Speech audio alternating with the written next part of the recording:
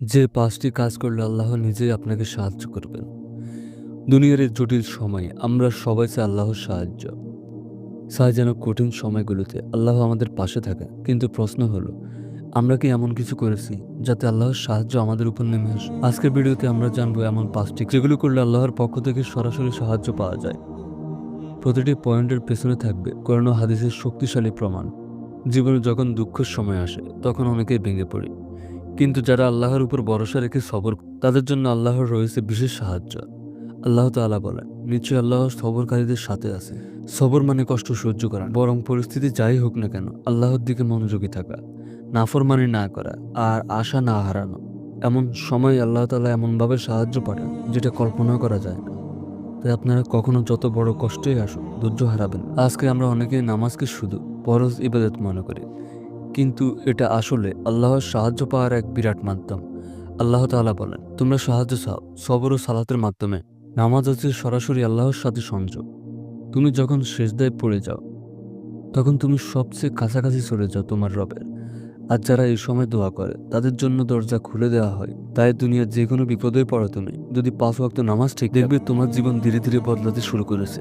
তাকওয়া মানে হচ্ছে সবকিছুতে আল্লাহকে ভয় করা, গোপন হোক কিংবা প্রকাশ্য। তুমি যখন নাফরমানি থেকে নিজেকে দূরে রাখো তখন আল্লাহ তোমার জন্য রাস্তা খুলে দেন।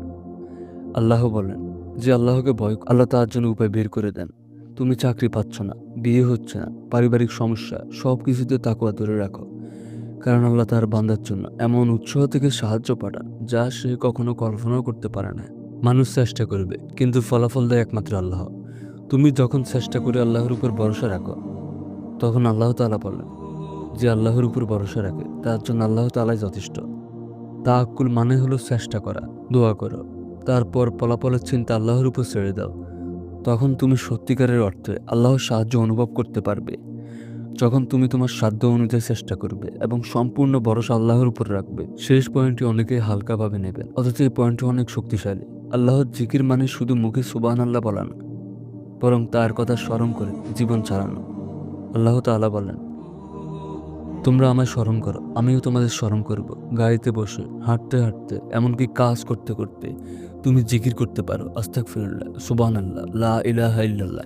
এই ছোট ছোট শব্দগুলো যখন বারবার বলো তখন আল্লাহর পক্ষ থেকে আসে বরকত, সান্ত্বনা, এমনকি অদৃশ্য সাহায্য।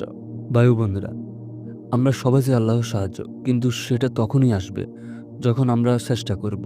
এই 5টা কাজে নিজেকে চড়াবো: সবর, সালাত, তাকওয়া, তাওয়াক্কুল আর জিকির। এগুলো যদি জীবনের অংশ হয় তাহলে দেখা যাবে যে কোনো কঠিন সময় তুমি একা না, আল্লাহ তোমার পাশে থাকবে। এই ওয়াদা করেছেন আল্লাহ তাআলা নিজেই।